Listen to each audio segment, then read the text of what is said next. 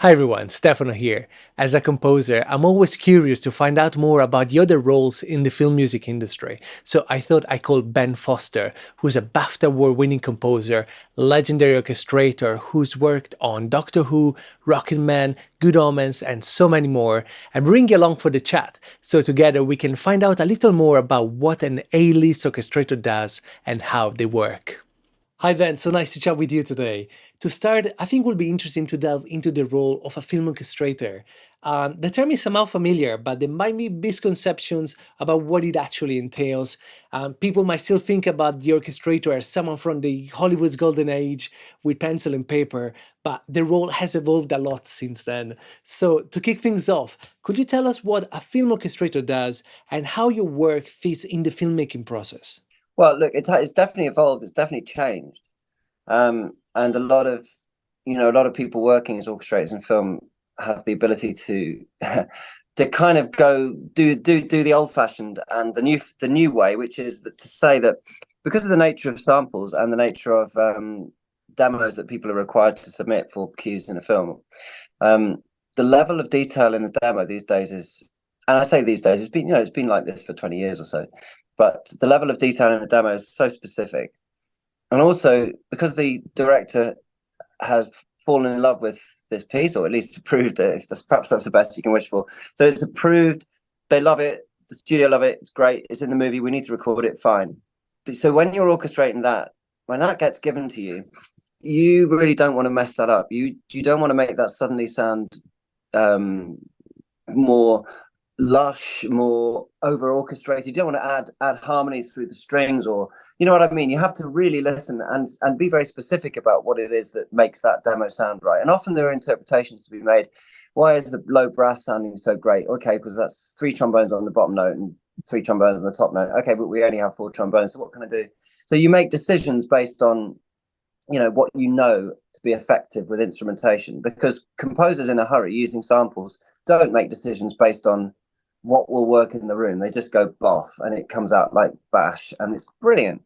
But when you have to recreate that with real players, you have to kind of know the weighting. Let's say we put cimbasso on the lower note, we put the bass trombone on the upper note, but I'm going to add the tuba on the lower note as well to give some extra roundness to this defined sound, so that it'll have a blat and also sustain. So you're making decisions based on your own experience of how to best translate the demo, which is entirely synthetic, from that point to demonstrate how it will be performed in the orchestra, in the hall, how it will sound, and hopefully it will sound the same.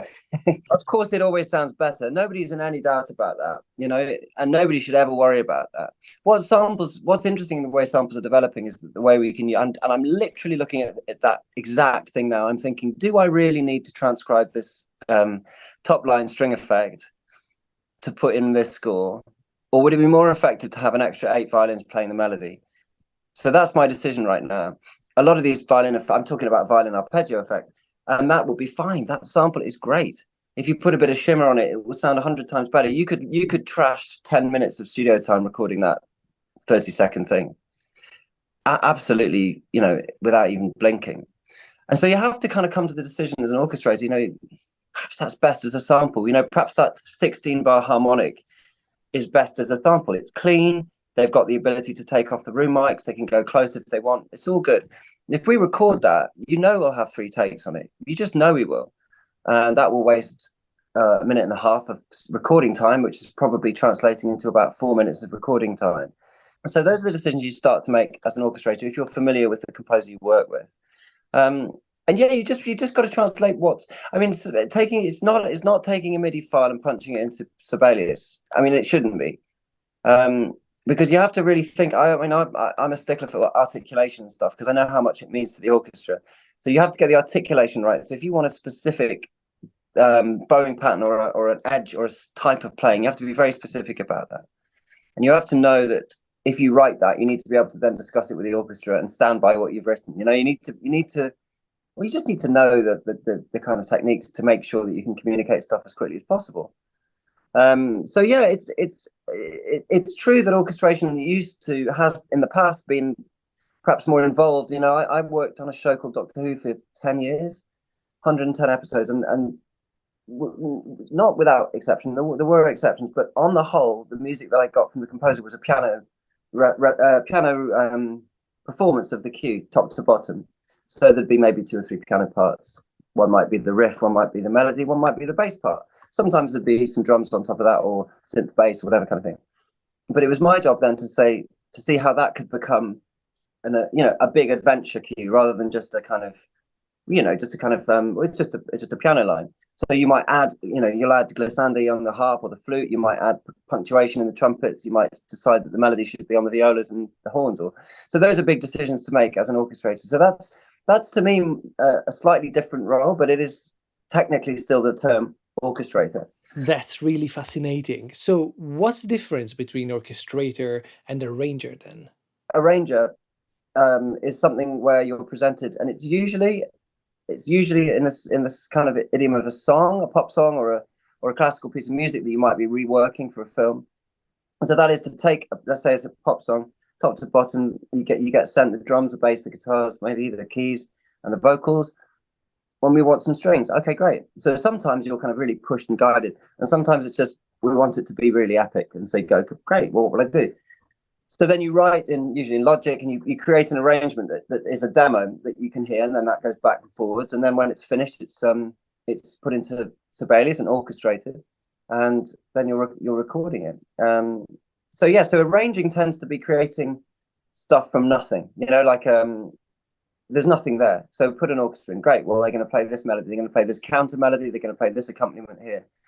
So there are three levels essentially: arranger, orchestrator, with a very broad canvas, a big, an open brief, or orchestrator of a very finely tuned demo that is a certain skill. It's a great skill to get that right. And that's all essentially you just do what's required of you for each job. Some jobs are require you to do one thing, some will require you to do another.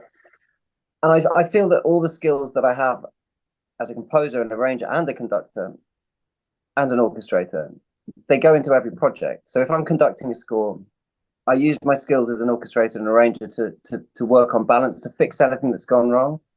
And people tend to be collaborative enough to accept that because all you're trying to do is save them time. So that's why I like putting on different hats, because really the hats are kind of just the same hat in a different color, if you know what I mean. They're all the part of the same role, which is to be a good studio musician and somebody who can quickly and enjoyably get something sounding really good. So, talking about recording sessions, they're kind of mysterious from the outside, I think. And, not many people really get to see what happens in a place like Abbey Road. But we do know that budgets are tight, time is limited. So, given that, what are your thoughts on the ideal number of takes in a session?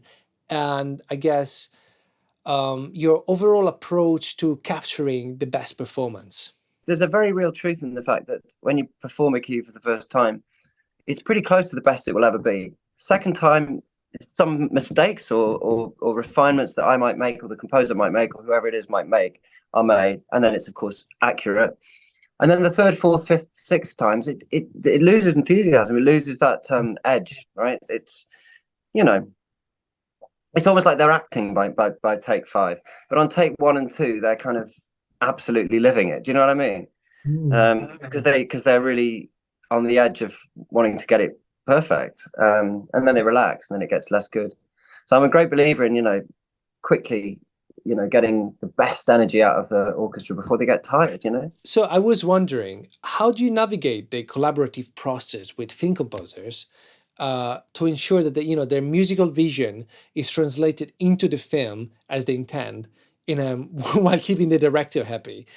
Could you share perhaps particularly memorable or impactful collaboration that exemplifies this process? Well, if it's an open brief and you're being given some space to work, around the demo, then that's the best opportunity to start kind of learning boundaries and how to. Essentially, you're only trying to impress someone who's above you, or make somebody's work shine, as a conductor or as an orchestrator. And indeed, the composer is only trying to make the director's vision shine in their creative role. So, it's often as simple as having a conversation with the composer, listening to the demo perhaps together or separately, and having questions about certain bits. Do you want that exactly as it? No, don't worry. You can change. You can revoice that. Okay. And what about the horns there? Do you want them all? Well, no. How can we get the sound to be? Well, if we take the first two horns, they can play the first two bars. Then we'll put the next horns in on the next two bars and kind of stagger it so that it's a big sound. Oh, great, good idea. So you're contributing ideas based often on experience. I remember I did. There was I did a film and it was a lot of repeating notes. My God, I mean, everyone uses repeated notes for strings. It's been going on for a while, and it's great. Of course, it's great. But sometimes the transition from a demo to orchestration, or the player can be just unrealistic. So you can't literally have 4 pages of violins playing semiquavers the whole time. Firstly, they'll miss some out because their wrist will break, or they'll say, "Can we do it in 2 parts?" And if you do it in 2 parts, it sags.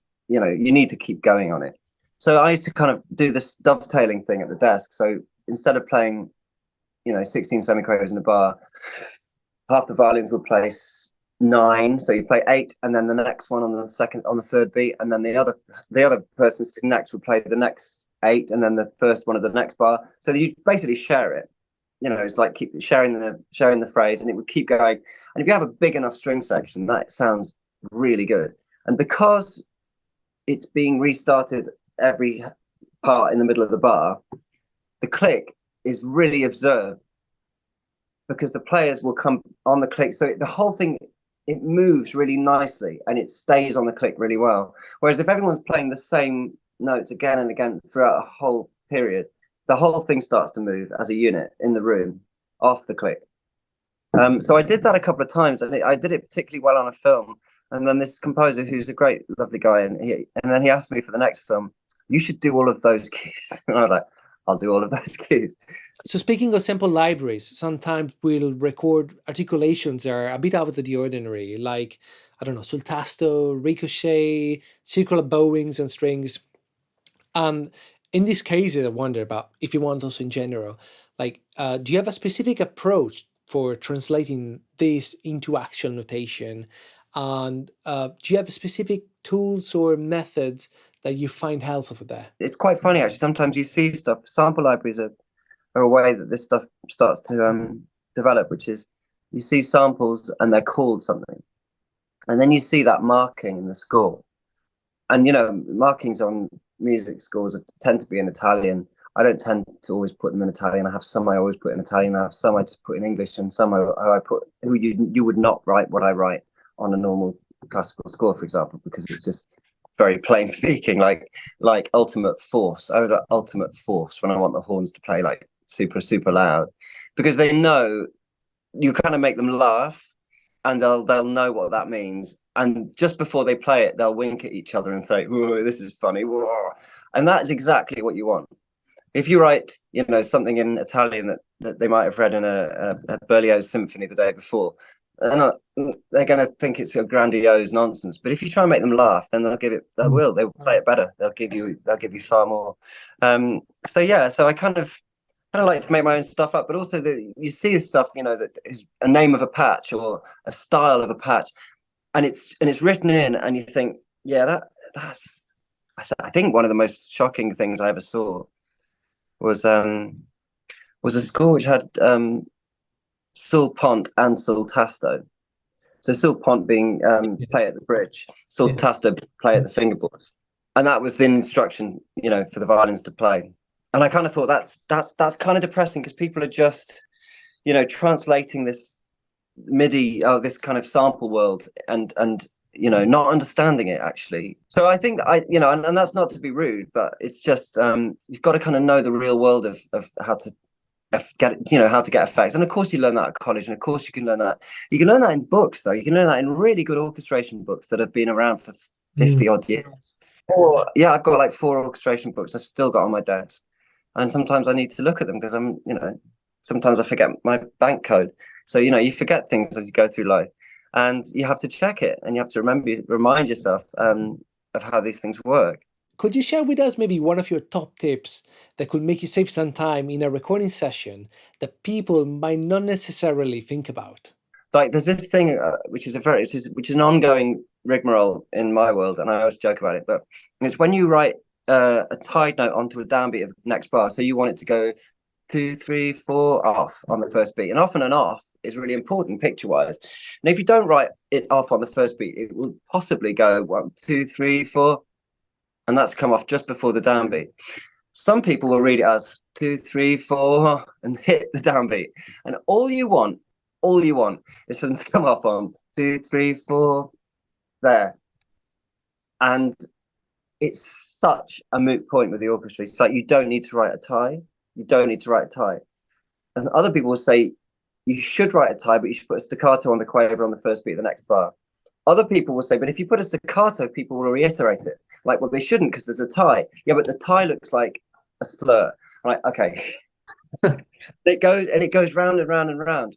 And so the point is always to be clear. And I have for years now just written off on one, just in little letters at the top, because it really matters. You know, if you're half a semiquaver short of a downbeat, you know the synths probably won't be if there's a synth lines or drums or something. So you can't take any risks with it. And I love to have a conversation with the orchestra. I love to have fun. I like it to be relaxed. And the way it can be relaxed, honestly, is to not spend much time talking about the notes. It's to spend time talking about the weather or something you saw on telly or something funny. It's just to kind of get people to enjoy the time, so that if you write, you know, off on one, then you don't have to have a conversation. So you often record and conduct orchestras abroad. And when we talk about film scoring, at least for me, the two places that come to mind are London and LA. So do you find there are differences? Are the players playing a different way? I've worked in Los Angeles with their amazing musicians, and they are absolutely fantastic too. Slightly different. There's a definite different approach, but it's a different experience. You know, Los Angeles has always been that the land of music being often specifically in LA, but music being a recorded art. You know, orchestral music being primarily something that is recorded in that city, and London has that, but it also has more orchestras and more you know more I guess more concert stuff going on, although there's the incredible LA orchestras, but it's a different technique. And I think LA kind of invented the recording orchestra. You know, they did really. um but you know England weren't far behind. London weren't far behind.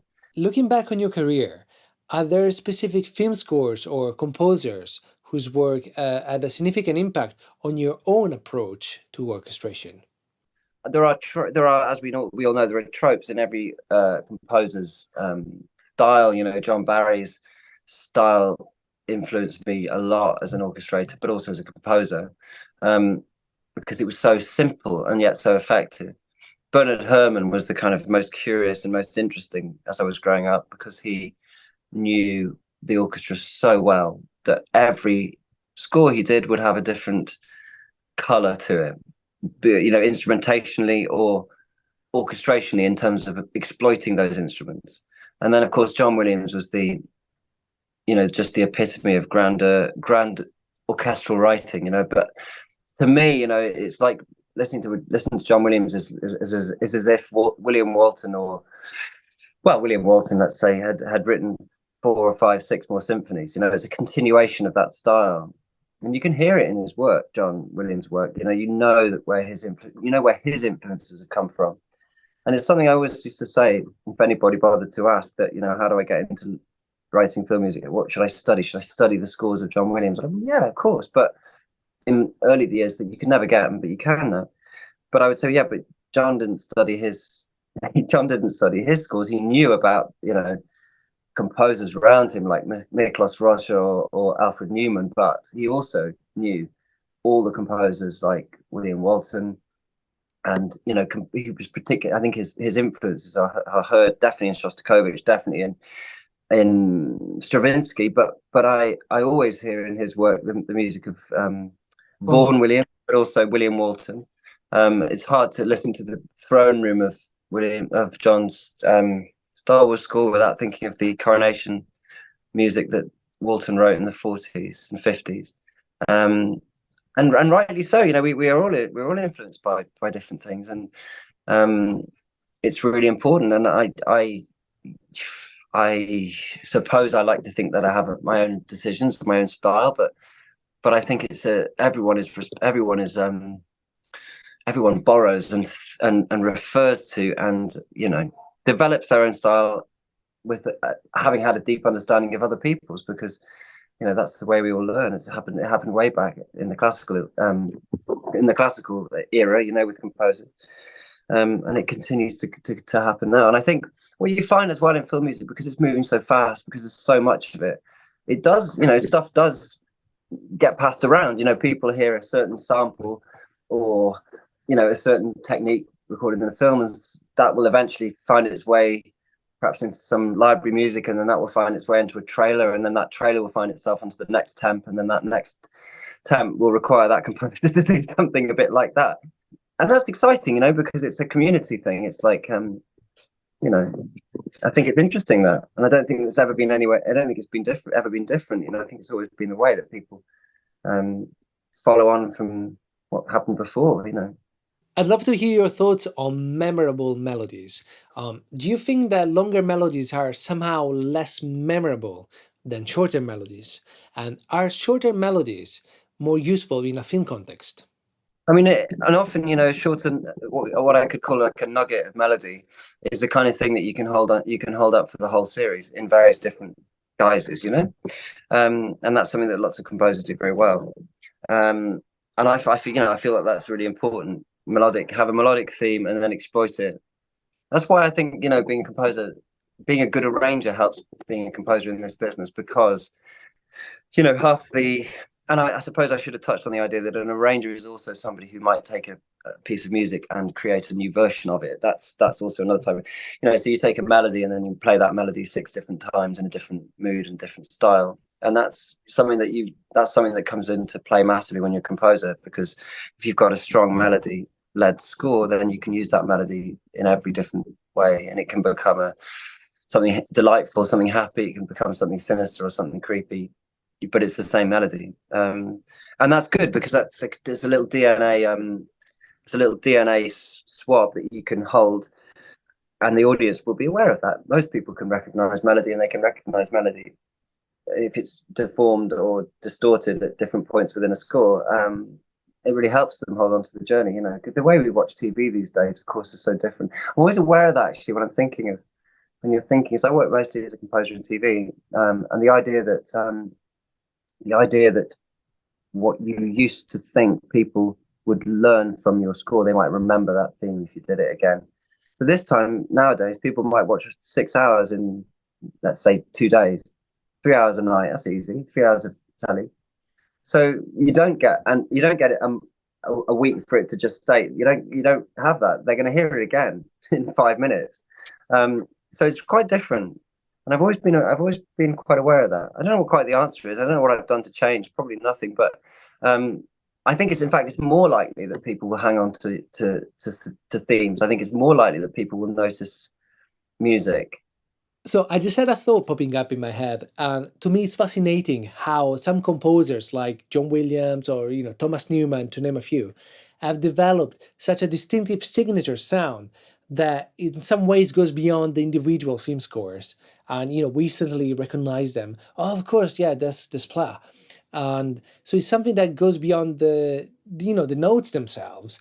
And I was wondering if the orchestrator plays a big role in shaping the sonic world that we associate with the composers. I think that's the composer, and I know this firsthand. I would say with Thomas Newman, it's entirely harmonic. You know, his harmony is unique. His use of dissonant harmony in a kind of playful and delightful and happy way. You know, I mean, I was just thinking about that a minute ago. The what was the chord? Yeah, it's parallel movement. It's just really lovely parallel major movement that I was just literally using that. But you know, it's hard when you hear something and you think, oh shit, that sounds exactly like Thomas Newman. You go, well, it isn't, so I'm going to keep going because that's okay, you know, whatever it is, because there must have been. I always think is that I used to listen to American composers like Howard Hanson and Charles Ives and people that are really interesting contemporary American symphonists, and I also think there's a definite American style in that era that I kind of associate with Thomas Newman. I think he's a brilliant composer, but he's very specifically him. But then, like with David Arnold, I used to listen to his music all my life, and I loved it, and I still do. And sometimes I'm lucky enough to work with him, and he asked me to do orchestration for him, and I do bits and bobs. So it's great. And but then a cue will come in, and I'm orchestrating it. It's like that could be no one else. That's just 100%. That sounds like David. And there's a you can't put your finger on it, but you know, it's either a progression or it's melodic or it's kind of the stuff that feels like it's orchestrational, you know, passing notes, but it's all there. You know, he writes it, and it's his language, and it's got tension in it. Um, and he's very efficient, like voice wise. You know, something you might hear as a big, wide string sound, isn't it? It's like 5 or 6 notes.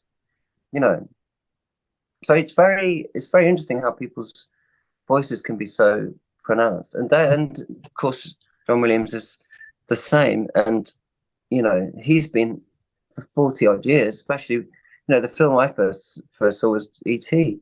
when Mm. I was really young. I was like 4 years old, maybe older, 5 maybe, but I went to the cinema to see it, and I remember being in the cinema. I will never forget that moment, looking at the screen and crying, and I was only 4, maybe 5, but I never forgot that. It's the most powerful thing. I don't know why was it that. Although I've taken my kids to the cinema that young.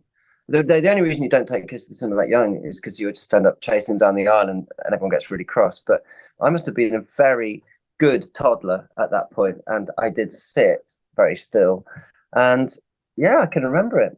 I can remember it specifically.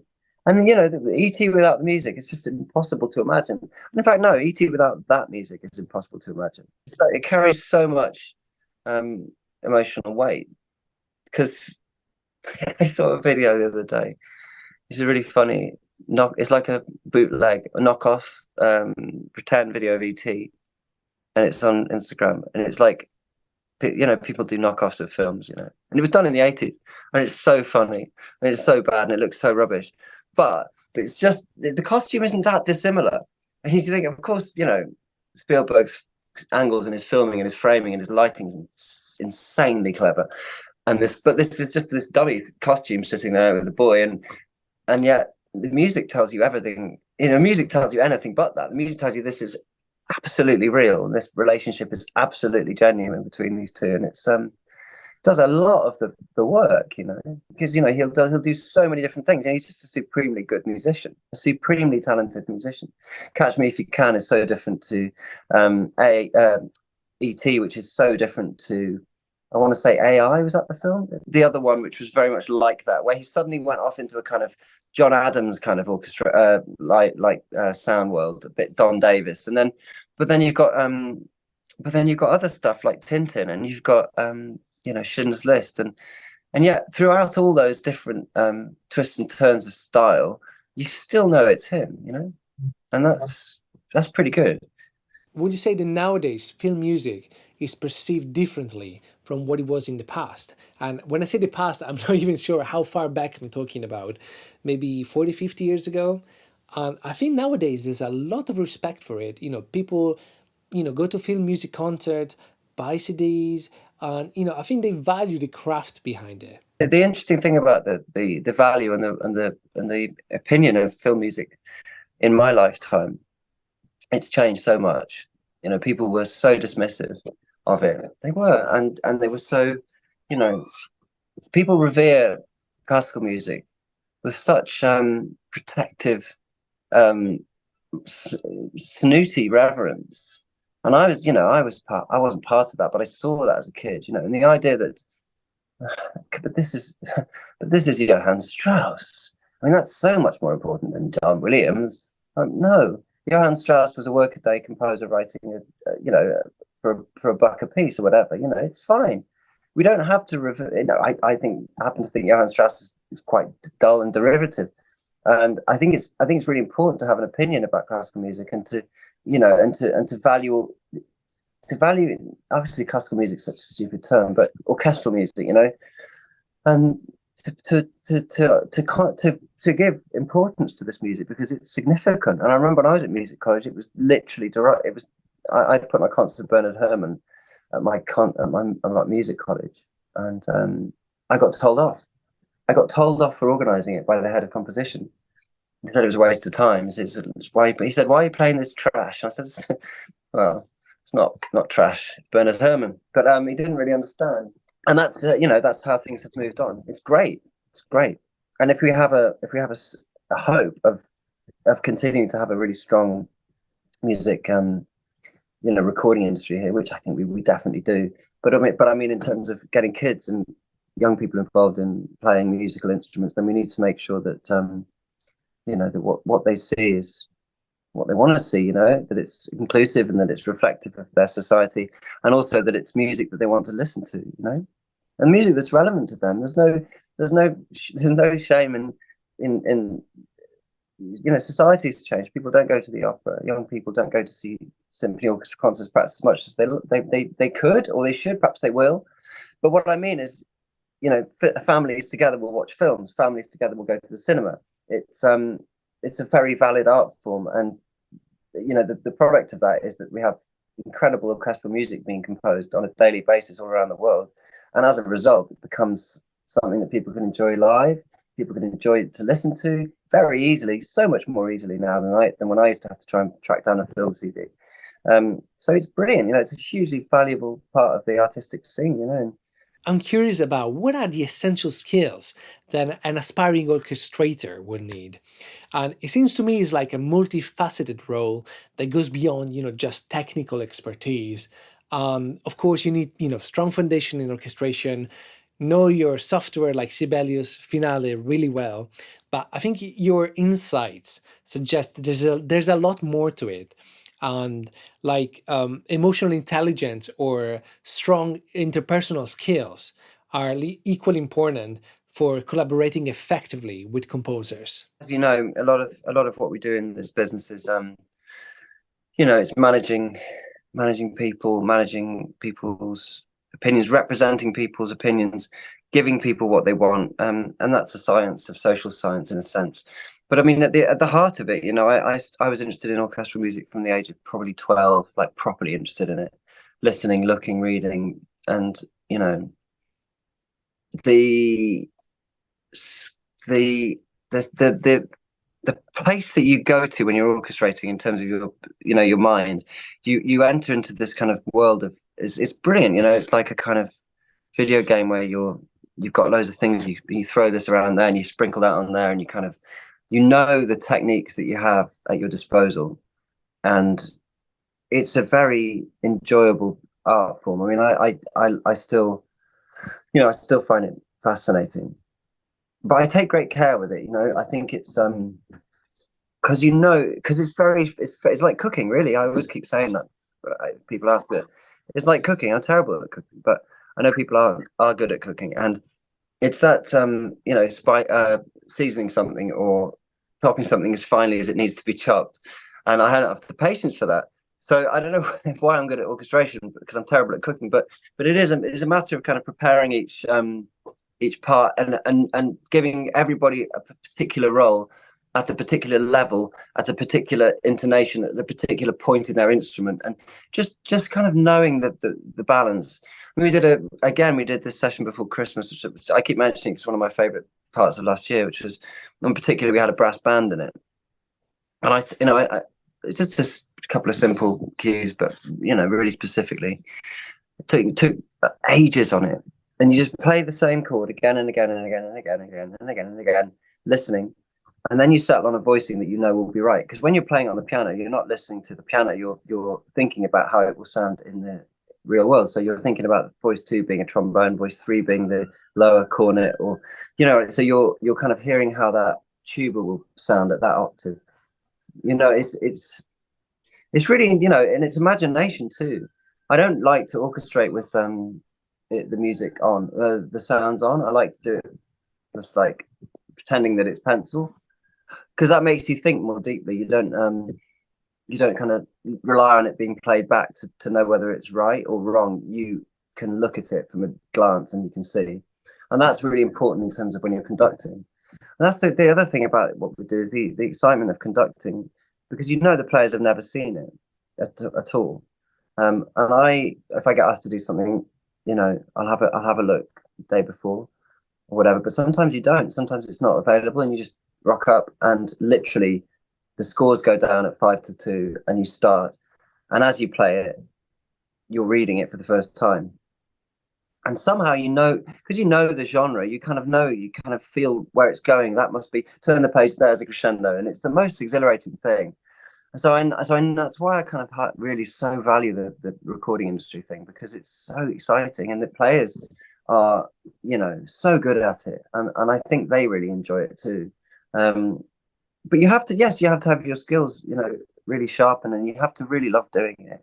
There's a few of my closest kind of friends / orchestrational colleagues, I'd call them, when I talk to them, and I just know how exhilarated and excited they are by what they do. And they know their shit, which is, the important thing, really the important thing. And it's the same with the engineers. Everybody in the process knows what they're doing. I don't know honestly, I'm terrible when it comes to what microphone should we use. Honestly no idea, because I don't ever really have to know that. But that's the great thing, because you can trust someone to know. I put the music down, it's going to be fine. The copyist who I trust is printed it the right way up, or rather, they've thought about the page turns. They've made sure that it's all readable, legible. They've moved stuff around. They've helped me. And then we get to the next stage, and the orchestra, the engineers put up the right mics. It sounds great. You come in, and then someone else mix it, and it's a huge teamwork thing. It's essentially trying to be part of a community, trying to be useful in that community, and making sure that it's clear what you need to do, it's clear how you need to be, reading the room, because sometimes when people are in difficulty, when people are having a bad time, you can read it. Do you know what I mean? In terms of the control room, but also in terms of the orchestra, there might be God forbid, there might be someone who's having a bad day, and for whatever reason they're struggling to play something or something. So, you navigate that, because you care about their well-being, and you care about them much more than you care about getting a good take. You get a better take perhaps if you leave it till after the break and they've had a glass of water. You know what I mean? You kind of create a nice pressure. Of course it's pressure, but it should be fun. Yeah, and that's the kind of things that really you learn through experience, and the stuff that might not immediately be obvious to someone starting out. That's why I feel your first few years are really important, to just do everything you can, and but also just to kind of take it all in and hang back. I don't know. I feel like I've got years and years in this game. I really hope I have. But the point is, it isn't a sprint. I know guys. There's some amazing musicians. There was a guy retired the other day, one of the best bass players, and I've worked with him on tour. We've been in America together, played with Peter Gabriel, and he had a retirement party last week, and I was like, oh no, he's retired. Gosh, well he must, he's got great plans ahead, and he has. But I thought to be fair, he must be in his mid-60s, and he wasn't. He was 75. I thought, he's 75. I had no idea. He's been playing. He's got so much life in him, and he still does, by the way. But the point is, you don't really don't really get old in this business sometimes, and the great players just kind of keep going, and there are loads of brilliant orchestrators, arrangers that I've been influenced and have admired, who just they're still going. They're brilliant. Why? Their voice and their experience is so important and so valid. So yeah, it is. It's tough when you're starting out. But honestly, the way I learned a lot of stuff that I now consider something that I've seemingly known forever is because you learn when you're doing it. It is true to say you can learn, study, you really can, but when it comes to it, you learn from mistakes sometimes. And if you're lucky enough to get into a position where you can do a lot of orchestration on, I guess, a low pressure environment, which I did at college, for example, and I started to do when I became professional. You kind of very quickly that voicing does not work. Do not do that again. I got away with it, but it wouldn't be good next time. Or that doubling. Why did I think that oboe would sound good with the French horn, the octave above? That was a terrible idea. And so you learn, and you've got to use your inner ears better next time. And it is about inner ears because it's nothing to do with it's nothing to do with oh, but it sounded great in the demo. Yeah, yeah, of course, because uh you had a six horn patch and a solo, let's say solo oboe.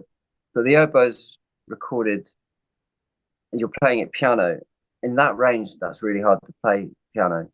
But the sample works because they got the right note, and then they see what I mean. And you have to kind of think, you have to know, just because something works in a sample library and somebody's chosen to do it doesn't mean it will translate into things. So you've got to know that, and you've got to know how can I make. Actually, you've got to know how to translate that into the studio recording without actually often the composer noticing, or the director. More importantly, the director noticing, right? Because the composer won't argue if it sounds great. We're fine. So you've got to have. So that's actually the thing. That's the confidence that you've got to have sometimes, and that's brilliant because you do feel irresponsible. You feel kind of that was a solution. So you're just solving problems essentially. I often think about your job as being quite stressful, having to work really quickly with the pressure of making no mistakes that will cost money and time in the studio. So, is music the hardest part in a project for you? And if not, what are challenging aspects of your job? The music part of things often isn't the hard part at all. It's the negotiation, the backwards and forwards, the changes, the editing, and that's all absolutely totally acceptable, of course. But the musical part of thing, and that's why I love the sessions so much, because they're a limited amount of time to get a specific amount of stuff done, and it's like a challenge. It's like, can we do it? Yes, we will. Oh, how many minutes we got left? 6 minutes. How many cues? Two. The first one's easy. Okay, let's do it. And it's exciting and it's exhilarating, and there's nothing standing in your way. You just enjoy it. It's fantastic. It really is absolutely fantastic. And we're so lucky that the final result comes from the hands of these incredible musicians who, have spent much longer than I have practicing and working on their craft over 20, 30 years, however long. And so, it's always going to be great. It's always going to be fine at the end of the day. Ben, this has been absolutely fascinating. Thank you so much for taking the time to chat with me and share your insights in the world of film orchestration. It's been incredibly helpful and fascinating. It was a really great chat with Ben, and I hope you enjoyed it and learned something too. If you'd like to see more things like this, drop a comment down below and let me know who you'd like to hear from next. And also, don't forget to subscribe, as we have so much more great content coming up. Thank you for joining me today, and I'll see you in the next one.